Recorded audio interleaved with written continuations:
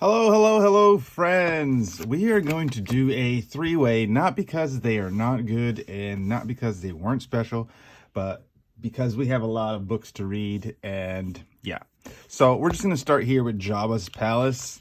I don't know why Leia's here. Okay, this is before that. This is right around Return of the Jedi, maybe a little bit before Return of the Jedi, because as you can see, this droid, I'm going to put the picture up. He was in Return of the Jedi when they were like showing C3PO in, right? And this droid was hanging there just like this. So you could see in the caption, the picture there. This is, oh, it even says sometime earlier. So it's sometime before he was actually the droid of Jabba the Hutt. This was before that. What do we start with? Okay, he's just talking about how his existence was rather boring, and he would just be translating for random people, begging for offerings and support to Jabba the Hutt. And we have this Bib Fortuna-like character, not actually Bib Fortuna, because we do have Bib Fortuna here. See, he's there. This guy's name is Sylvan Khan. So Sylvan Khan is going to proposition the droid to take his restraint bolt off. And all he has to do is do 3 favors. The first favor is poison this guy, which the droid does. I've never heard of a, translator droid being programmed to do such things, but he poisoned this guy, which supposedly he wasn't supposed to die, but I don't know if that was the case. And this Khan guy, what did I say his name was? Khan, Sylvan Khan. Sylvan with the V? Sylvan Khan. He attempts to take over, that guy was actually a bookkeeper. He's going to take over the bookkeeping job until Homeboy is revived. And Jabba permits this. And you see him right now. He's not going to like steal money from Jabba, but what he is going to do is use this as a tool for gaining information. And the information will give him leverage over people. Firstly, like him, to stoke jealousy, then whisper into people's ears and deepen the shimmering rivalries of bounty hunters and so forth and so on. Knowledge of who Jabba favored and who Jabba did not. So he's using this power to, and he pits these two against one another. This guy's actually just like the pet. He was like the pet dog keeper, if you will. That's my job. He is like the pet shepherd, if you will. Pet shepherd, maybe? He just watches after the animals of the palace. And this guy's actually a Rune Da is an Ithorian who collected taxes and protected money from Jabba across the Outer Rim. So I don't know how they're in the same class, right? Because what did it say? What did it say that he does? This Grease guy. Oh, the other was Yeez, a Gran whose sole responsibility was as least to care for the pet frog dog. Those two aren't even in the same classification of like things, but somehow he pitted them against a rivalry. You could have had someone a little bit closer to, his spot, but Yeez wanted to take over the Rune Da's job of collecting. But that's not going to happen. So this is all Sylvan's doing to cause chaos in Jabba's palace. And here Jabba says, spare him. You will spare him, sir. Stop. Stop. Yeah, this guy's not very pleased about this whole sparing. He disagrees, but he will spare the man. All right, next. Of course. Okay, next, he is telling the guy to do his second favor. And that would be to plant a gun for the Etherean. Plant a gun for the Etherean to come and kill Jabba the Hutt. Yes? You're saying that he would need a blaster? That's right. And you see him here walking through the palace. That could be quite easy, but no, it wasn't quite easy. He was caught red-handed. Tell Me What You're Doing by Bane Millar. Bane Millar didn't actually catch him doing anything, but I guess you could say he caught him sneaking, right? Caught him sneaking about. So that was the second thing, right? Maybe that was the third thing and I missed one. So it happens. He plants the pistol. Pew, pew. He tries to kill and assassinate Jabba the Hutt, but it doesn't work. And he was struck down. And then here's the third favor.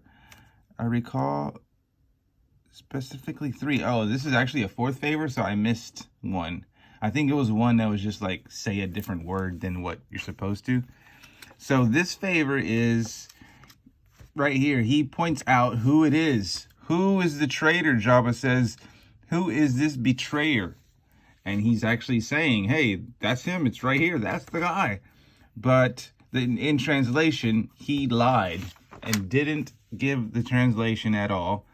So the Etherean dies into the great pit of Krakoon. And little do we know, homeboy, what's his name? Millar? Bane Millar catches this guy removing the restraining bolt. They catch him with a gun on the hologram, and he is sentenced to die. But they're like trying to see he's lying. The droid is lying. He's trying to like lie one last time. And that brings us to our last panel. Once again, this was actually in the movie. You see this droid being separated, and C-3PO's like, oh dear. So that was that. We're going straight into punchline number 6. Oh, we're at the Port Royal's hideout. Last time we left off, and they were getting killed by Black Mask's gang. And, a Punchline was in a coma. So this guy's trying to take over the gang and talking about, hey, Punchline's dead. But Joker is in the freaking Punchline comic book. He actually is repairing her, and we don't know which Joker this is. Not sure if this is... There's like 3 Jokers again. I don't get it. Who's who? Yeah, so she doesn't really like what's going on, but he's kind of like, I fixed you. And she punches him out, but doesn't really kill him. She doesn't like how predictable this Joker is. This is our Joker. See, he got shot in the head. They're kind of at odds, but at the same time, she does still care about him a little bit. And he did like patch her up. And she leaves. She leaves. She gets out of there. She's going to go find the Black Mask. Here we at Miller Harbor, where the Black Mask is hanging out on his yacht. What's his name? Dang it, I forgot his name. The Royal Flush is here. The Royal Flush Gang. Oh, I forgot his name. It's something cool. And we have the Bluebird and Batman watching over top of all this. Navy SEAL? No. Oh, his name is Bluff. Yes. His name is Bluff. So Bluff is going to try to whatever it's called, where you say words, negotiate with Black Mask. But he did not know Punchline would be there. Punchline is there. She has her new cyborg-like friend that shoots lasers out of his eyeball. He's actually got some nanotech too, so he's like got nanites. Some and Bluebird, help me rescue Cullen. Yep, and he said he'll help against Punchline. Boom! He smacks the freaking boat, the yacht. It's gonna capsize. Bluebird, act the anti-nano field now. And this guy's actually having trouble because that affects him also. Boom. And little did you know, she is the most popular girl in Gotham. And she has, what does he say? 3,171 people at her beck and call. They all show up. Why? Because in issue 4, when she blew up the Narrows, she actually didn't blow up the Narrows per se, but she dispersed drugs in the Narrows through that explosion and got these 3,000 people addicted. And now they're willing to do whatever she says to get some of that XOX. She even says, so kill them. Where does it say? The XO's in there. Go get it. All right, those crates are full of XO. They're trying to take it from you. Go and take it back. And then you can see all heck is breaking loose. Even Batman is like, engage riot suppression. They leave. Batman leaves. And you got the Black Mask and his crony grabbing onto the Batmobile so they can leave too. Batman says, you live to fight another day. We're running? You live to fight another day. Who is that girl? She's trying to calm the people down. Sorry, that's not going to happen. They are rioting for this drug. Oh, yeah. Oh, excuse me. They're rioting for that drug. Punchline confronts the rest of her gang with dragging Cullen about. And so to show their loyalty, they kill that boy. She just killed not Cullen, Bluff. She just killed Bluff. Even her husband's like, holy crap, babe. That was vicious. And yeah, they're like, how did that even happen? What just happened? But they did catch Roman Sionis. That was the end. Find out on the next. It actually says something here. Does this mean it's over? Because usually it says to be continued. Punchline and the Royal Flush Gang will return in the pages of Catwoman. Does that mean we're not going to get a Punchline number 7? I don't know if that's what that means. And then another Marvel comic, Spice Girls. No, Scarlet Witch. So last we left off, this Baki came and captured Darcy Lewis. Darcy Lewis was the helper of the shop, right? Remember that? And they're gonna fight. I've heard the Baki, the secret society, protect women and the abused. But however, Darcy is under my protection. And in case you didn't notice, I'm not asking. Let her go. You've got some chin, woman. So she's telling her the story of Darcy, what happened. Darcy tried to join their secret society, and secretly she was undercover as a publicist, people who write stories, publisher. I don't know what you call it, but yeah, so she was actually just doing a story on them. And when she had all the story ready, she was going to publish it.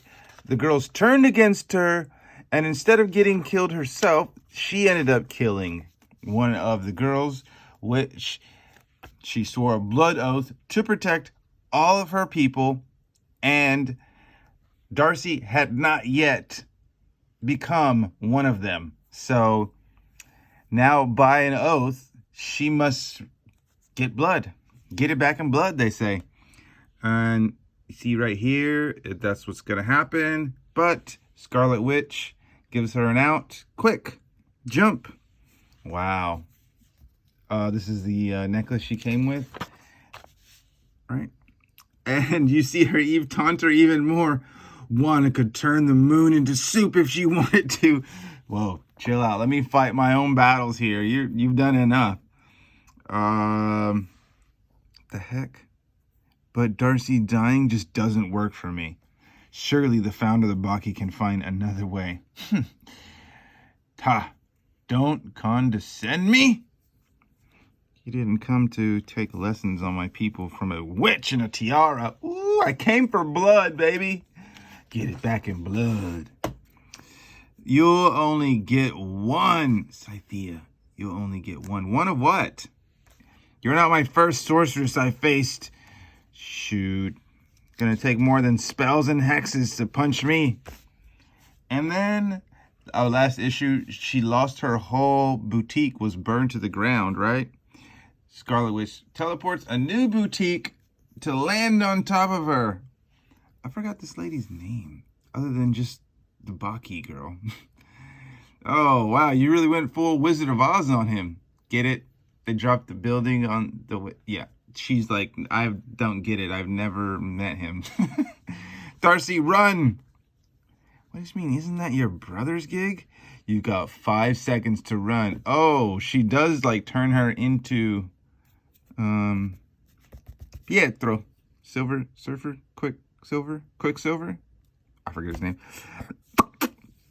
Look at that. She tried to get pierced, but again, she does some magic and she breaks her freaking spear? Bladed spear? And then the Baki girl crashes into this building. No. You could have yielded, Maximoff. She crashed into the building to risk all these people's lives. And she knew Scarlet Witch is a hero now. Scarlet would save all the people. Sadly, the building crumbles into miniature pieces or something. And she says, hey, the next thing you do with these hands is buy a lottery ticket. Each of you will win. I'm sorry that you lost all your belongings, but you can replace it. Lower your guard much? Boom! She got hit with a freaking fire hydrant. Dang. And kicked? Or what did you... Yeah. Why'd you... How... What was the kick for? Why'd you hit her with the fire hydrant, though? I've lifted plenty. Perhaps we're both prisoners of duty, but yours chains are greater. Oh, I've lifted plenty. You're a powerful witch and more powerful than I even imagined. And she throws the stone thing, the necklace, and it goes through her arm just like a bullet. Yo, what a great throw. That's enough. She teleports her. Where? Where does she teleport her? Welcome to Lockhill. Isn't this the place where she created the society of people that are like, yeah, see? She can't get through. Yeah, so they kind of win for now. Darcy tells her the actual truth of the story and that, you know, her side of the whole story. And our Baki girl is digging through. She found a way out through underneath. And she also found, oh, prepare yourself for this. What was it? The very rock that broke your spell. She also found more of it. Duel of Duty. So that was Scarlet Witch number 4. That's all, folks. Peace.